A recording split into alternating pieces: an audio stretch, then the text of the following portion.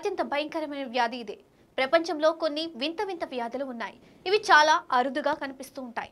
ఈ వ్యాధుల లక్షణాలు కూడా చాలా తీవ్రంగా ఉంటాయి. ఈ వ్యాధులు సోకితే మరణమే శరణమవుతుందని చెప్పుకోవాల్సిందే. తాజాగా అంతటి ప్రమాదకరమైన వ్యాధి ఒకటి బయటికి వచ్చింది. ఇది కేవలం పిల్లల్లో మాత్రమే కనిపిస్తుంది. ప్రపంచ వ్యాప్తంగా కేవలం 23 మంది పిల్లలకు మాత్రమే ఈ వ్యాధి సోకింది. ఈ వ్యాధి సోకిన పిల్లలు కేవలం 2 నెలలు మాత్రమే జీవించగలుగుతారు. ఇప్పటి వరకు ఈ వ్యాధి సోకిన వారెవరూ బతకలేదు.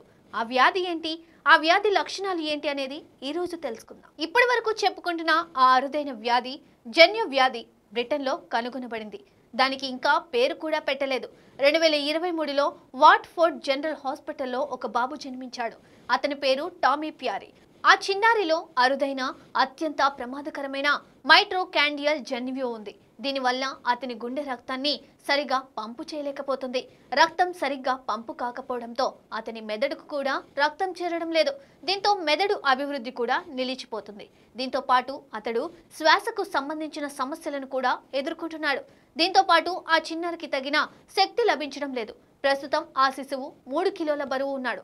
కానీ అతనిలో శ్వాసకు సంబంధించిన సమస్యలు వస్తున్నాయి. అలాగే అతని మెదడు కూడా సరిగ్గా పనిచేయడం లేదని, శక్తి లేకపోవడంతో కాళ్ళు చేతులు కదలలేకపోతున్నాడని చెబుతున్నారు. దీంతో అతడిని ప్రస్తుతం వెంటిలేటర్పై చికిత్స అందిస్తున్నారు.